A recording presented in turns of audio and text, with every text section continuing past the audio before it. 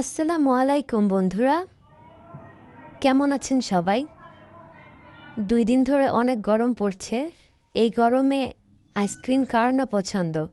চলুন আপনাদের সাথে আজকে আইসক্রিমের একটি মজাদার চকলেট আইসক্রিমের রেসিপি শেয়ার করব।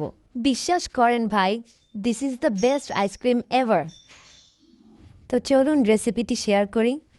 যেহেতু আমি চকলেট আইসক্রিম বানাবো তাই আমি চকলেট কেটে নিচ্ছি, সাথে লাগবে কিছু ক্রিম চকলেটটাকে মেল্ট করার জন্য।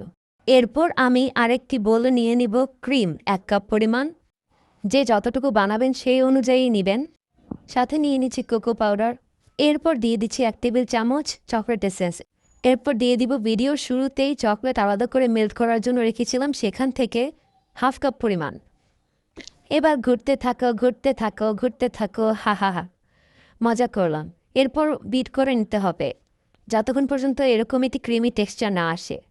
এরপর একটি আইসক্রিমের বক্সে রেখে ড্যাব ড্যাব করে সেটিকে 2 ঘন্টার জন্য ডিপ ফ্রিজে রেখে দিন।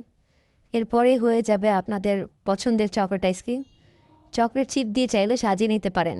ধন্যবাদ, ভালো থাকবেন সবাই।